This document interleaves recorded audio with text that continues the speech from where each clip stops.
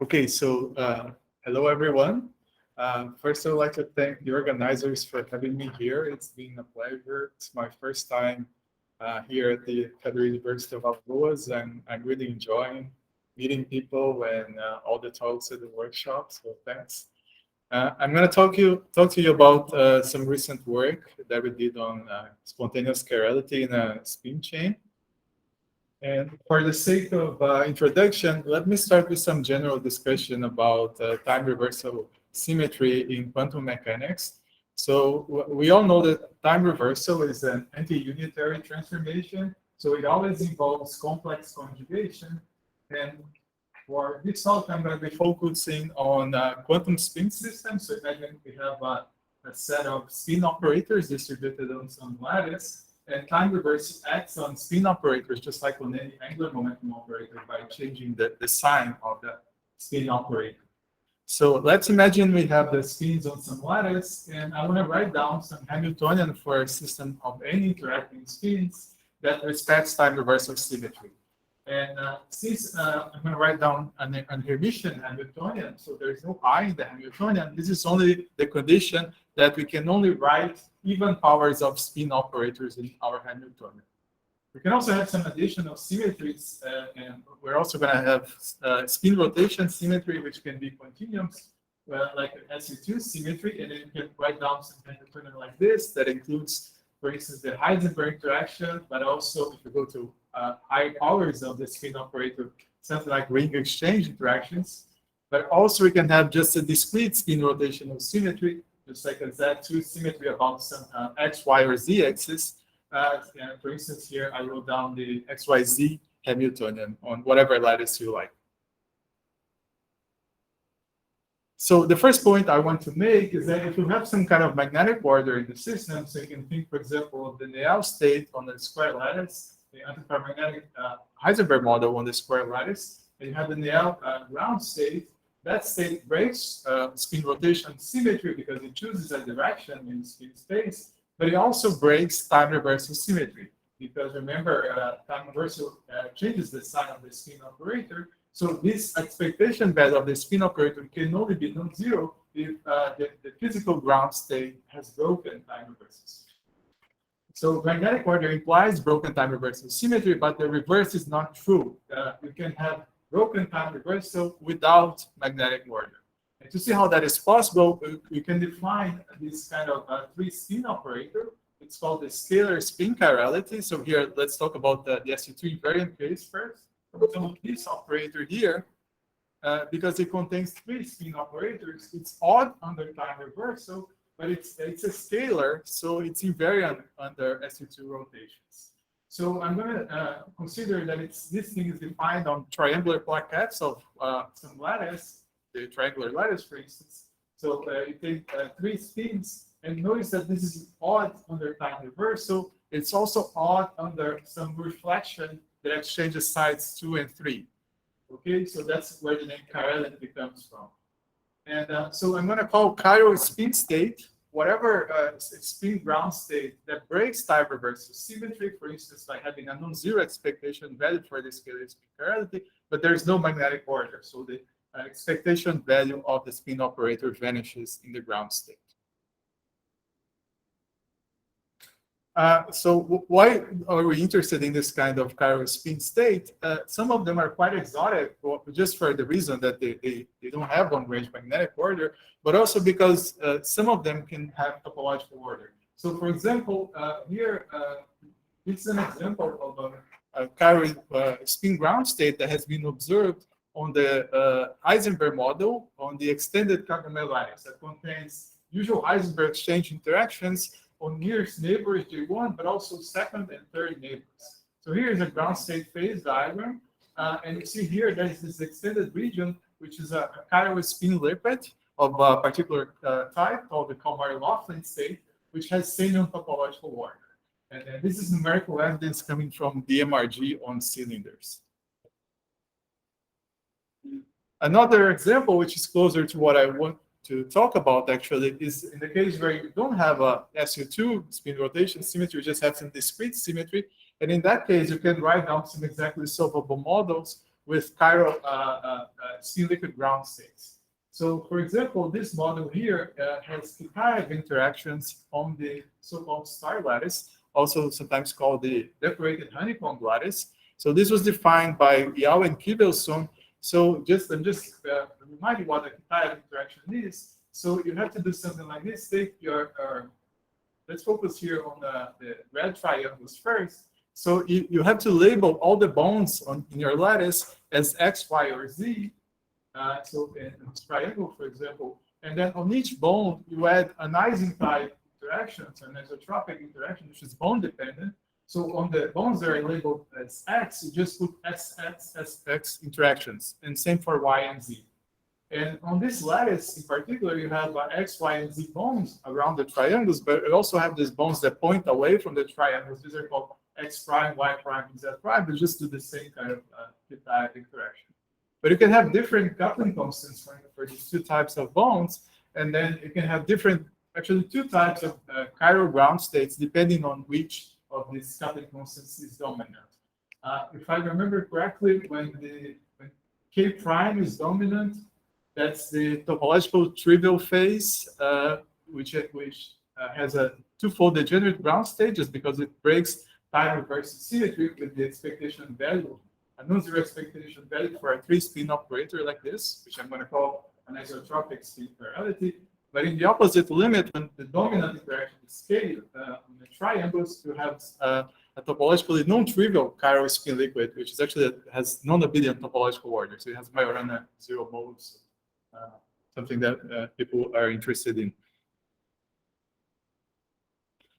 So here for this talk, I want to talk about what happens to this kind of chiral spin state if you try to define or find one in one dimension. I guess in this workshop, everyone is interested in low-dimensional magnetism, so I don't have to motivate for you why that is interesting. There are a lot of advantages. Besides new physics, there are some advantages for numerical techniques, also analytical techniques. We can do things with some non-perturbative methods which are more controlled than in higher dimensions. So what we're going to try to do here is to look for a one-dimensional spin model that has a stable chiral spin state as the ground state, and in an exactly solvable model. And we're going to go beyond that and try to ask questions. What if I perturb this exactly solvable model and ask about phase transitions to other phases around this chiral spin state? So in particular, we're going to be interested in this transition between the chiral spin state and magnetic order. So these are two phases that both break time reversal symmetry, but with different order parameters. And we'd like to understand more about this transition. And we're going to try to give some precise meaning to the expression here about how these two types of orders can compete, and study the transition and ask if that transition can be continuous.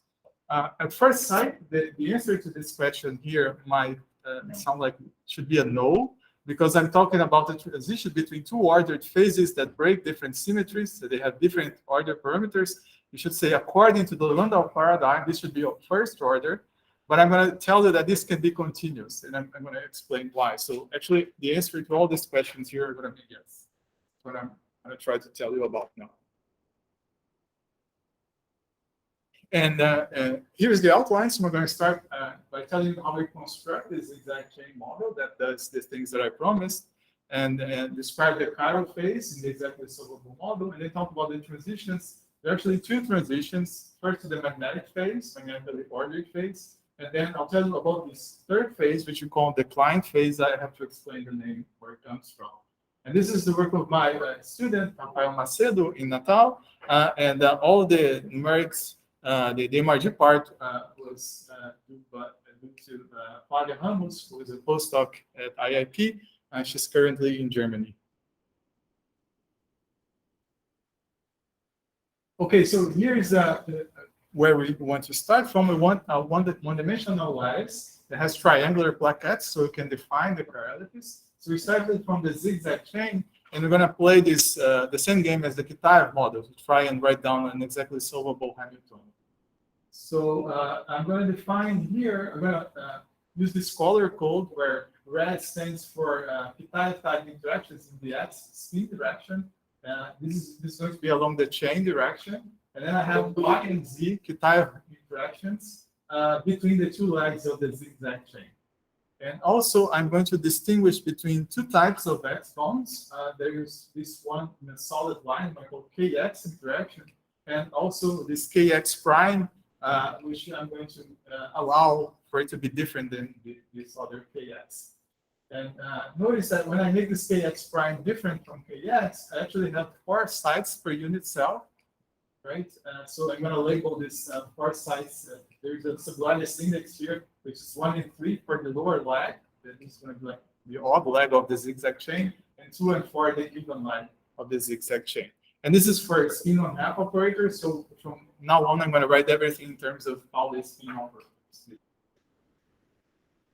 And the reason why we allow this KX prime to be different from KX is that we actually have a simple starting point where I just switch off KX prime. So I break some of these bonds. So I only have this Hamiltonian here, where now each site has 3 nearest neighbors. So just 3 interactions, and 1 of each type, just 1 X and 1 Y and 1 Z bond.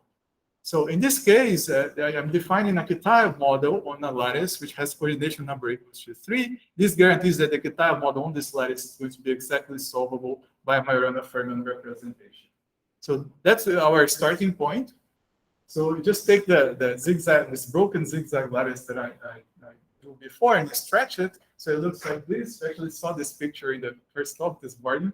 It had a different name. This is actually a model that was studied earlier in this paper. They called it the tetrahedral chains. I'm just going to follow their notation and call it like that.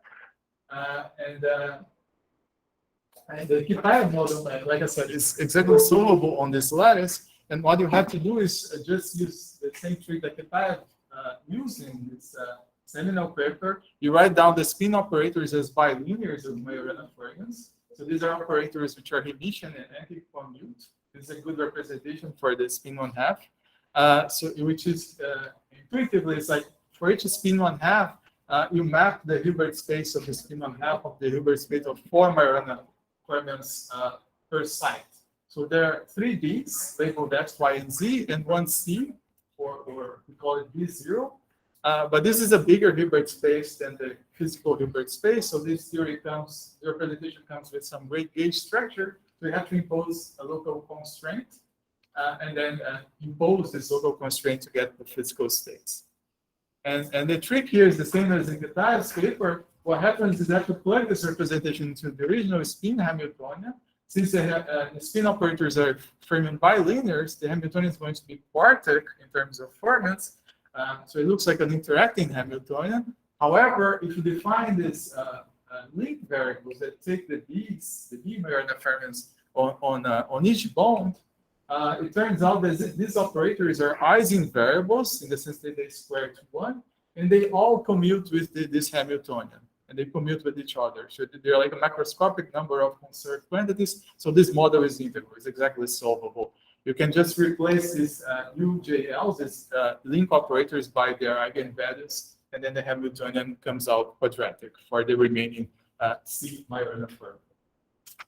And so this is an Ising operator. This is equivalent to a Z2 gauge field.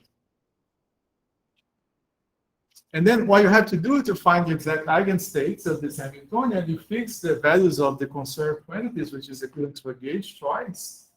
The physical operators, which are gauge invariant, are actually the products of these link variables around the plaquettes, around these triangles. And this can be identified actually, it's a gauge invariant flux, can be identified with the anisotropic spin chirality, so the product of these 3 spin operators, which 1 X, 1 Y, and 1 Z, like on this unit cell.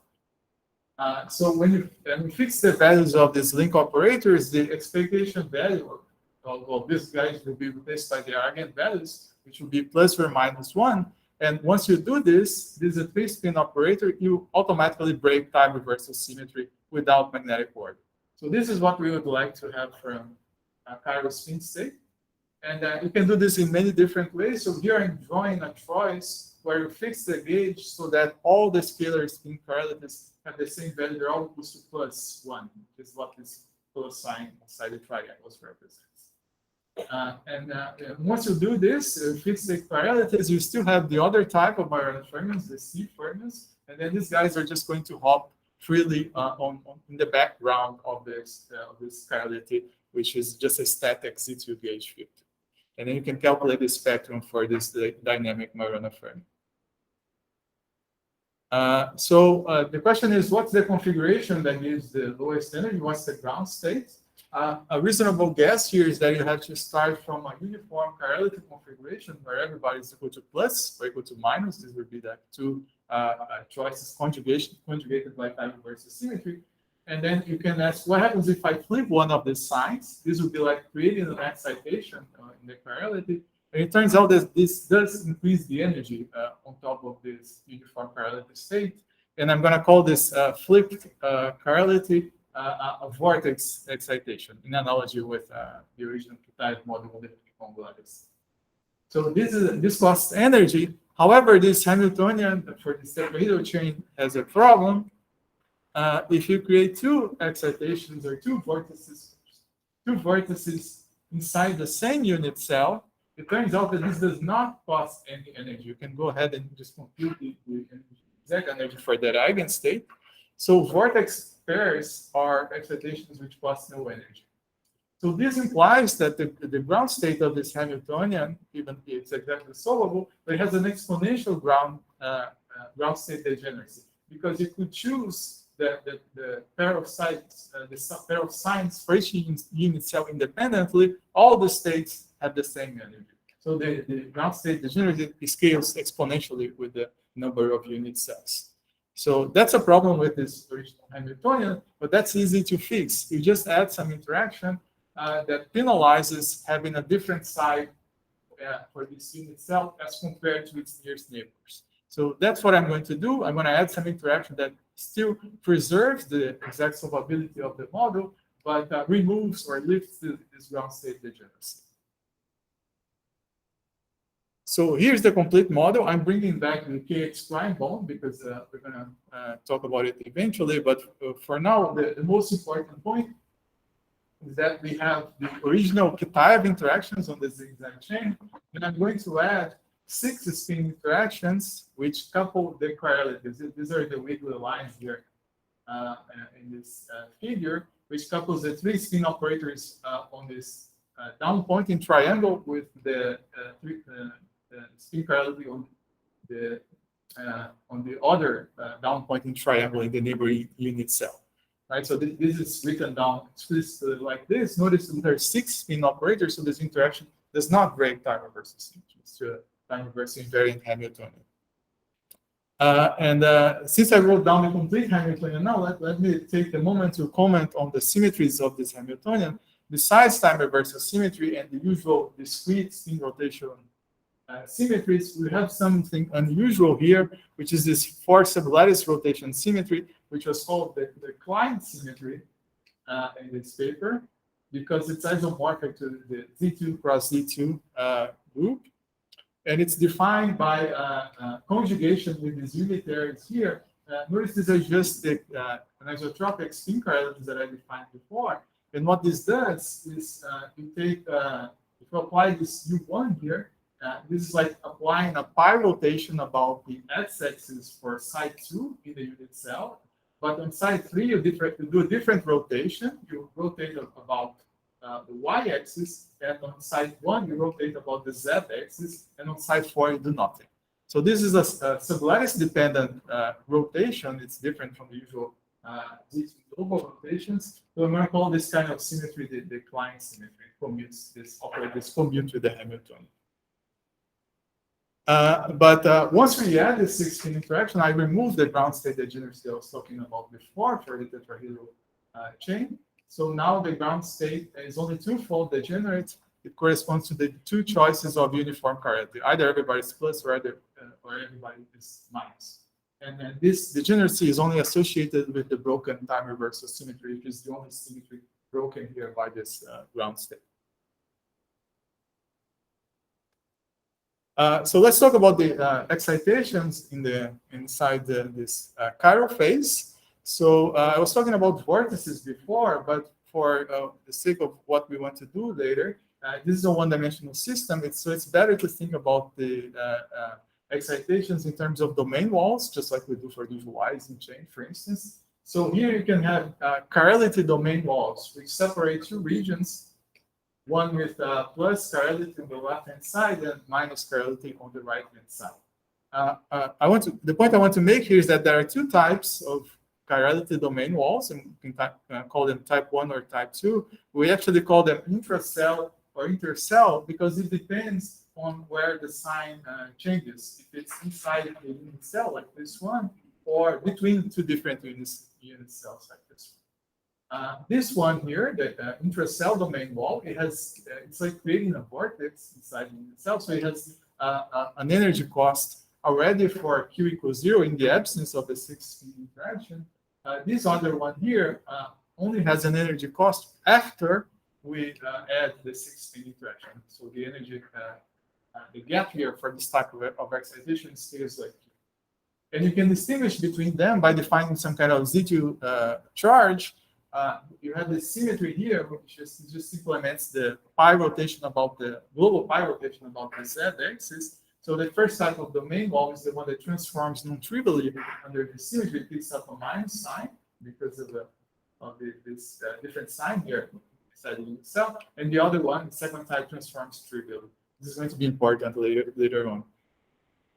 But in this case, you can go ahead and compute the spectrum for this exactly solvable model. All excitations are gapped, both the chirality domain walls and the spectrum of the dynamic Majorana fermions. And one interesting thing here is that if you take this chirality configuration, like the a single intracell domain wall in an open chain, it actually forms a bound state with the C Majorana fermion. So there'll be like a wave function of this dynamic Majorana fermion, which is localized near this chirality domain wall. And it's a finite energy bound state because it can actually show this phase is topologically trivial. So there are no Majorana zero modes here. Okay, so that was the chiral phase. So what I've done so far is to tell you that if we start here from this point, this was the tetrahedral chain model. It has this exponential ground state degeneracy, but you switch on this 6-spin interaction, you find a stable chiral phase. Now I want to tell you what happens if you bring back the other cation interaction, this kx prime, and what kind of phases live out here. So starting from the integral model and switching on this kx prime, you can convince yourself that the first order effect is that the chiralities are no longer conserved quantities, and this chirality domain walls become mobile excitations once you break integrability. Just by applying some further perturbation theory, you can show that actually this intracell domain wall here, by applying the kx prime interaction on this bond, it's going to hop to the neighboring cell. So it becomes a mobile excitation. So I'm going to focus first on this regime where Q is large. So this will be the dominant domain wall excitation that we have to consider to find the phase transition. And the phase transition will happen when Kx prime is large enough that we start from this gapped spectrum, but you create a bandwidth, because you have a finite object, create a bandwidth for the domain wall excitations. Eventually this gap closes, this domain wall is condensed, and you should find some other kind of phase. To make progress here, we found it more convenient to abandon the Kitaev representation and look for an alternative representation in terms of pseudospins, which I'm going to define now inside this for site unit cell. And the interesting thing about this representation, so this I'm going to map the original spin operators to 4 other pseudospins, which are called taus and rows. There are 2002 rows.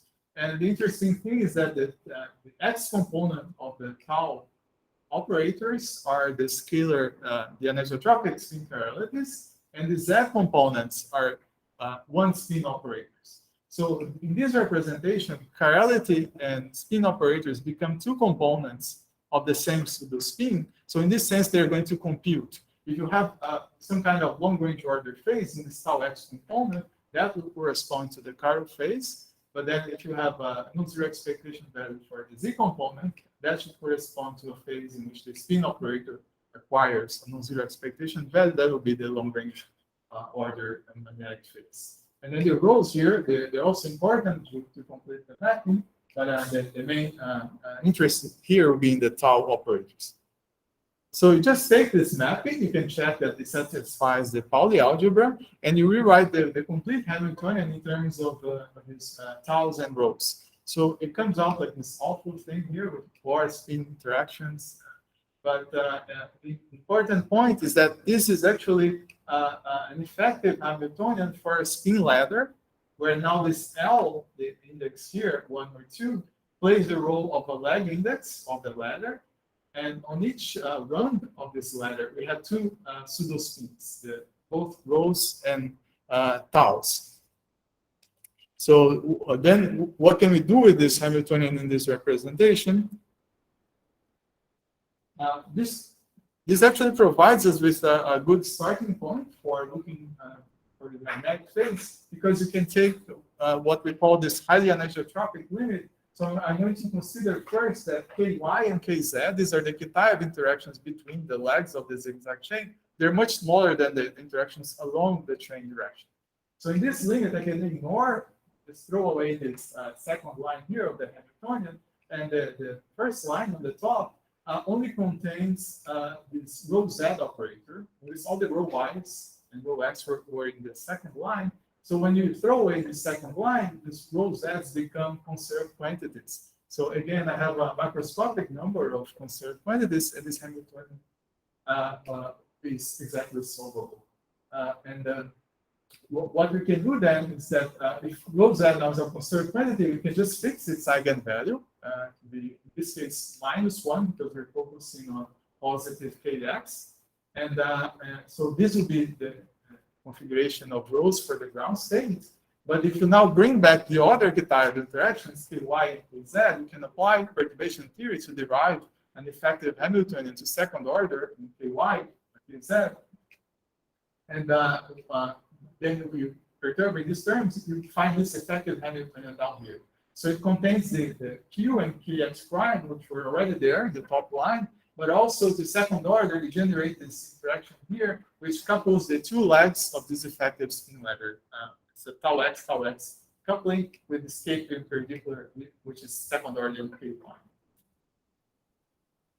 So now what we have is an effective spin ladder just for the tau pseudospins. So you can draw it like this, and we have the Q and Kx prime are interactions along the chain direction, along either X or Z components here.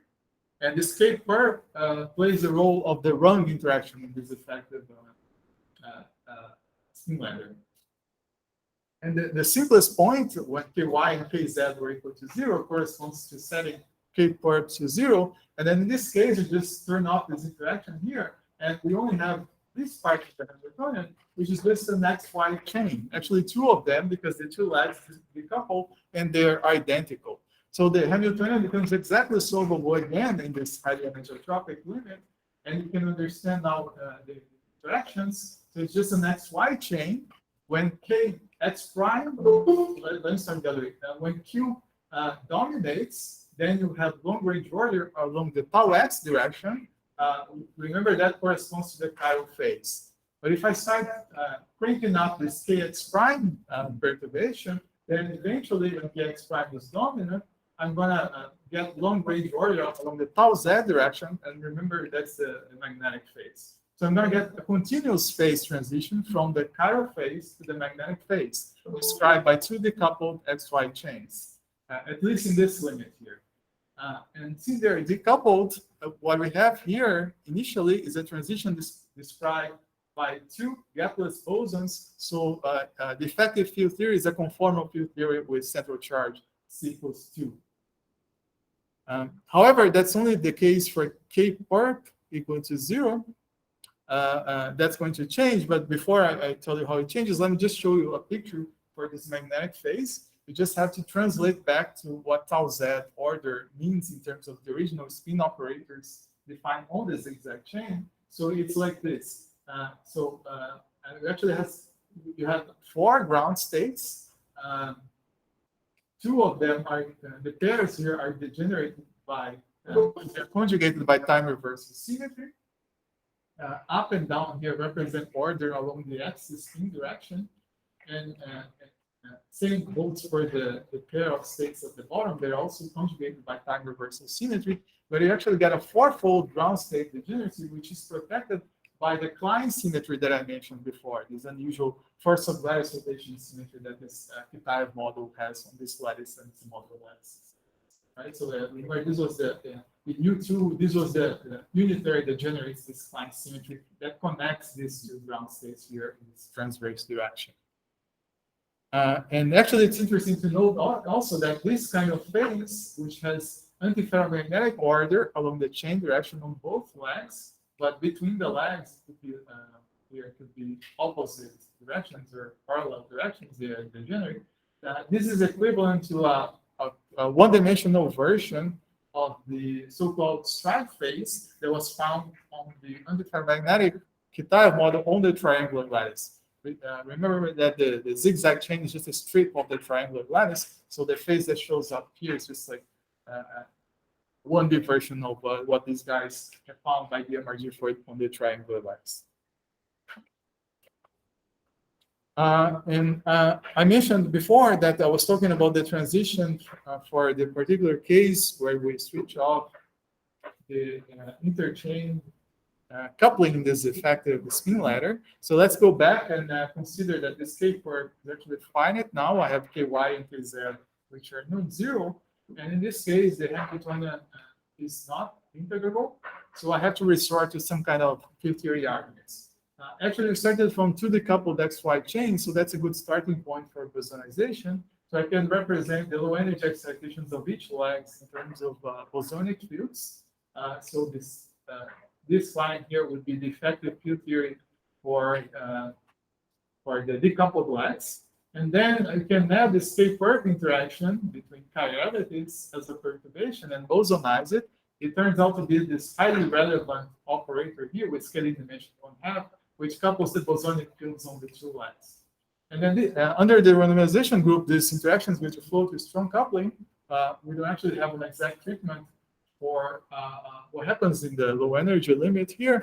We have a bunch of field theory arguments, but for what happens in a simple picture, it should be like now you're strongly coupling 2 gapless bosons. At the end, with this kind of interaction, only one combination of these 2 gapless bosons will remain gapless at the transition. So in the generic transition with K curve non-zero, we go from C plus 2 to C plus 1. It's just one gapless boson. And this would then be a generic transition between chiron magnetic phases, which is a Gaussian transition with an emergent U1 symmetry. Remember, this Hamiltonian only have discrete spin rotational symmetries, just Z2s. But now the transition is described by this gapless boson. So it has its emergent U1 symmetry, just like in a usual Luttinger. So let me show you some numerical evidence for this transition. These are DMIG results for, that we can do both on the effective spin ladder model and the original zigzag chain with 6 spin interactions. The result is qualitatively the same. And actually, our understanding of the transition came from this highly anisotropic limit where Ky and Kz were much smaller than Kx. But when we do numerics on the spatially isotropic model where the Kitaev couplings are all the same, it's basically the same qualitative result. You just shift the transition to the same thing. So this first plot here on the left is showing the order parameters on the original zigzag chain. So the blue line is the expectation value of the 3-spin operator when you start increasing Kx prime. So you see it starts to drop rapidly but continuously. There's a bunch of here in the middle. And the green line shows the expectation value of the sigma x operator. That's the order parameter of the magnetic phase. So at the same point where the chirality dies, the magnetic order starts to appear. The main set is just the same result for a different value of ky and kz, now much smaller, which will be closer to the highly anisotropic limit on which our analytical arguments were based. So then we have this transition here. You can then go close to the critical point and ask about scaling behavior. We wanted to check the statement about the universality class of the transition. So we computed the entanglement entropy and fit the result to the usual CFT prediction that the entanglement entropy scales logarithmically with the size of the partition, and the coefficient is proportional to the central charge. So you see for different values of this coupling here, state perp in the effective spin ladder model, for different values of K perp, we get C very close to 1, which confirms the prediction of a Gaussian transition between the chiral and the magnetic phase. Okay, so I'm trying to paint the picture here on this kind of phase diagram. So far, I told you there's a chiral phase that lives out here, and we focused on this large Q limit, and I told you there is a transition somewhere here to a magnetic phase. I'm going to show you a more detailed phase diagram in a minute. But now I want to ask, what happens if we come down here at very small q, or very close to this point where we have the tetrahedral chain with the exponentially degenerate ground state. Remember, we had the other type of chirality excitation, this intercell domain walls, and the energy for this excitation was only over q, similar to the vortex pairs excitation that I talked about before. Well, once you turn on kx prime, these excitations also become mobile, but they're less mobile than the intracell domain walls. The effective hopping only appears to second order in perturbation theory, but if they have a very low energy, which happens here close to this point where q is very small, this should be the excitations whose gap closes first, and they will condense, and they will drive a transition to a different kind of phase. And here we can again try to look for an effective Hamiltonian for the transition in the vicinity of this exponentially degenerate point. In this case, we rule out intracell domain walls or single vortex excitations and project onto a low energy subspace where the inside a given unit cell, the chiralities always have the same sign. So they're all pluses or minuses. There's no plus and minus in the unit cell. And then you project the Hamiltonian onto the ground state of the interactions in the unit cell, and you derive another effective Hamiltonian in terms of yet another set of pseudo spins that I call them views. And then, for instance, the chiralities, they're going to be the same in this energy subspace. I'm going to project onto an effective pseudo spin 1/2, which is the y component of mu. And the effective Hamiltonian in this case looks like this. So it's actually simpler than before because you just map to a single chain. And the chirality coupling is here, this mu y interaction. But if you also apply perturbation theory in kx prime, you generate another interaction here between the x components of the x component of this mu pseudo spin. So this is again an XY chain. So again, we find an effective Hamiltonian which is exactly solvable in a simple way. There is a constant, which is the number which you get from perturbation theory. But the transition will happen when the coupling constant for this interaction here becomes equal to this one, or when Q becomes of order kx prime squared. So near this point, the transition will go like we have a quadratic dependence of kx prime. And again, we have the phase where this guy means the large Q phase. Then we have order of the mu y direction, which corresponds to the chiral phase. But now we also have a possibility of order along this mu x component. I haven't told you yet what this mu x component is. You have to go back and look at the set of spin operators, the original representation, and look at the operators that map onto the mu x component. And it turns out that there are two spin operators, sigma x, that belong to different legs of the zigzag chain. This does not look much like an order parameter because it's a quadratic in the spin operator. So it looks like this does not break any usual symmetries. However, remember this Hamiltonian has the so-called Klein symmetry, which allows me to perform some lattice-dependent rotations. So this line symmetry would allow me, for instance, to rotate along the Z direction here for the upper leg without changing the lower leg. And if I do this, then this operator here will change sign because it will only map sigma 2x to minus sigma 2x without touching sigma 1x. Right? So this expectation value actually breaks the Klein symmetry and only the Klein symmetry. So this is now a non-magnetic phase, which only breaks this Klein symmetry. So it's a V2 symmetry, so we're going to have a twofold ground state degeneracy, but without magnetic order and without breaking time reversal symmetry. This phase was actually conjectured to exist in this paper where these guys first proposed this Klein symmetry for more general Kitaev models on various lattices. So here we have some concrete realization of this, what I call it for short now, the Klein phase. It's this Klein symmetry breaking paramagnetic phase. And this phase is actually also in the spin ladder model. So we came to this phase from another end, but if I go back to that effective spin ladder, and if I consider a different limit where now Q is small, so we can actually set Q to 0 and throw away this coupling, which would be now on the ladder. I only have the KX prime interaction along the chain direction, which couples the Z component of the tau to the spins. And between the two legs of the chain, I have tau X coupling. So this is known as the compass ladder because it's like a ladder version of the compass model on the square lattice. Compass model means you have coupling between different components of your spins for different directions. And in this case, the Klein phase here would correspond to the regime where this coupling here between the legs is dominant, and we have a non-zero expectation value of this two spin operator here, so it only breaks the Klein symmetry. Whereas the magnetic phase would be the regime where the other coupling KX prime is dominant, then have the usual long-range order with a non-zero expectation value of tau Z distance.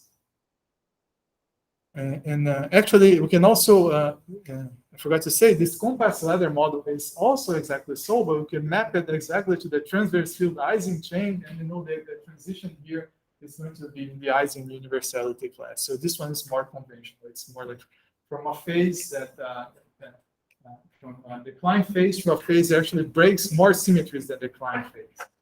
The symmetry group here is a subgroup of the symmetry group of the Klein phase.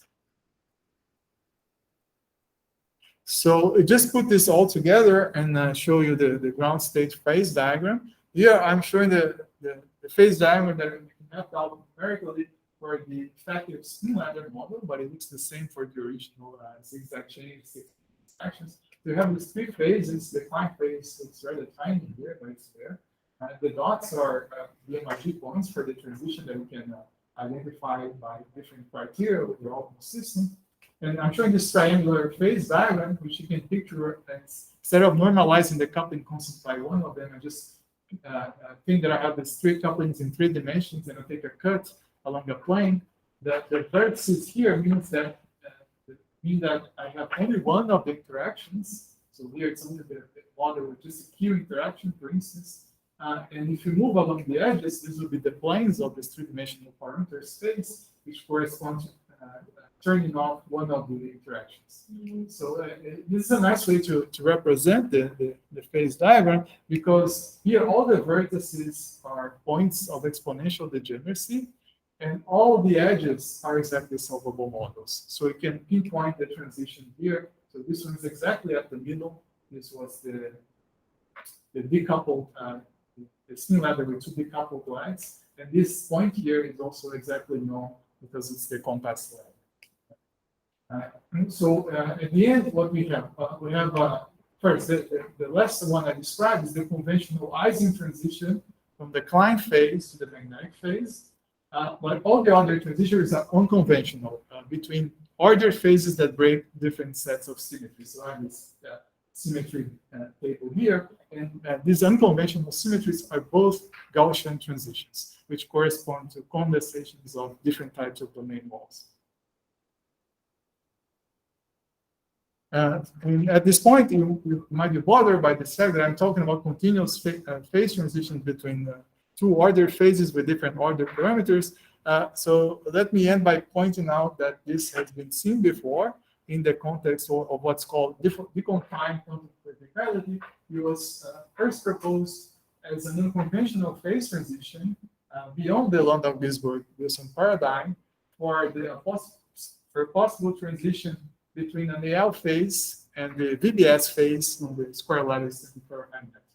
So in this case, the order parameters are either staggered magnetization or the Coleman-Dimer order parameter in this case. And it was conjectured that there is a continuous phase transition here with some emergent symmetry at the fixed point. And the physics behind this unconventional transition is that it's beyond the Gisborg-Landau paradigm because it's governed by topological excitations of the ordered phases. And these topological excitations, they carry non-trivial quantum numbers of the symmetry operations. So actually, the topological defects in one phase, they had to transform non-trivially under the symmetry, which is broken on the other side of the transition. So if one of these topological excitations condenses, it kills the original order, but at the same time, it gives birth to the other order phase, right? So this, which in the Landau paradigm would have to be a coincidence, it would require fine-tuning. Here it's happening because of condensation of topological defects. And this is just to show an illustration in this context. Topological defect on the VBS side would be some kind of vortex, which can carry an effective spin 1/2. So when it condenses, it gives rise to the EL phase on the other side. And notice the question mark here. What I've told you is actually still under debate. This was proposed at the level of an effective field theory, which is a gauge theory. The name deconfined comes from the fact that this transition would have deconfined spinons just at the critical point. But it's still under debate whether this is actually realized on a lattice model. So Heisenberg plus something. It might just be that what happens in practice is that the transition is just weakly first order and it's hard to see numerically. So it's still unclear. However, that's in two dimensions, but recently people have gone back and tried to re-examine or revisit some one-dimensional models, which are one-dimensional analogs of the confined quantum criticality.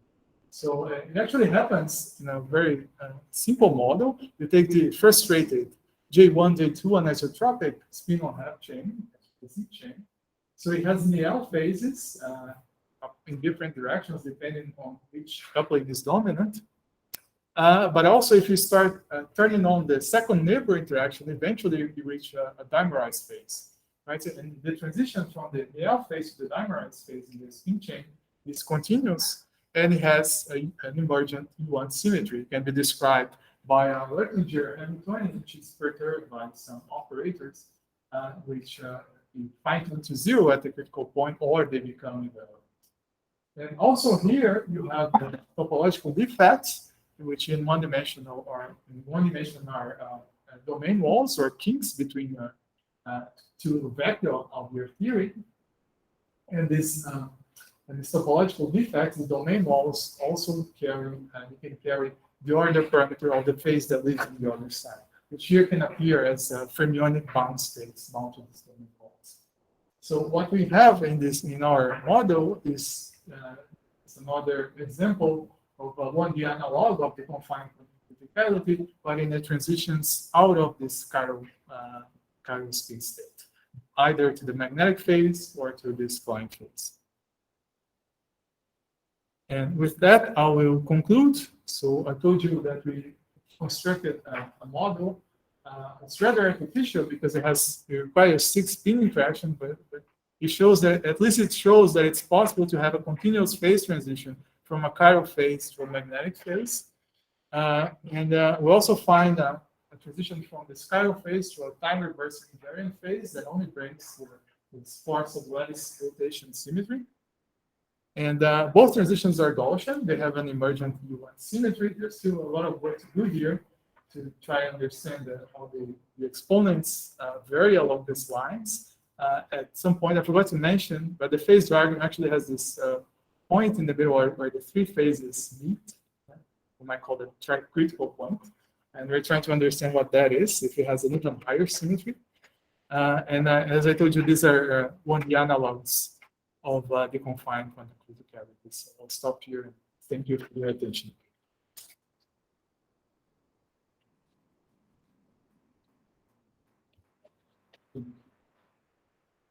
Here.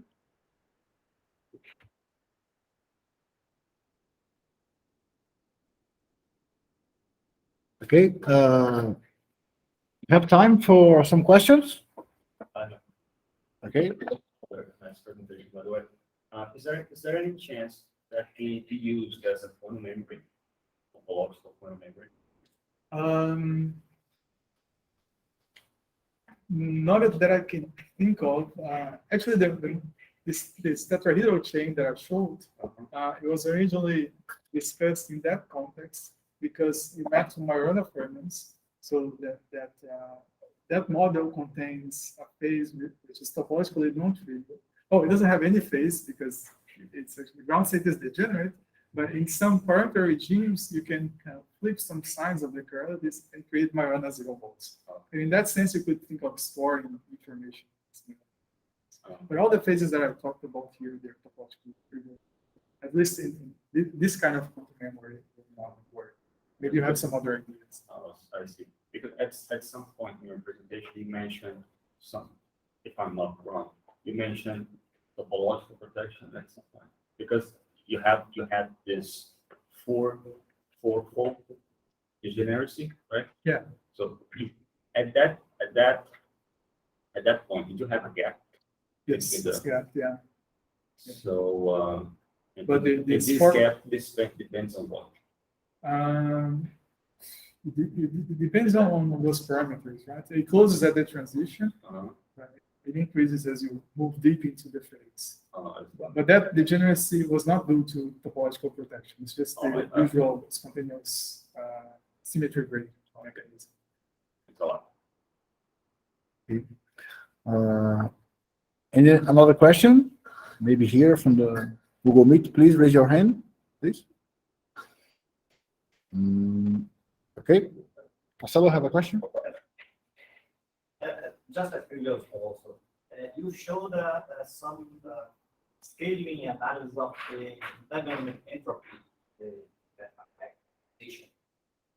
Have you seen my analysis for the other parameter density, or just for the? No, we haven't done that yet. We have some results for the other parameter. Actually, I'd love to talk to you about that. Also, correlation functions, we have some data, but we haven't really analyzed. So that will be the next step, like to try and extract critical exponents. Okay, I have a question. Professor, concerned that you call the Klein symmetry group, you can talk more about this group symmetry and how they can approach to the dihedral group Z2 times Z2 in that context? Yeah, so I think it's equivalent. It's just this observation that you actually have two Z2 operators, the two unitaries that I showed.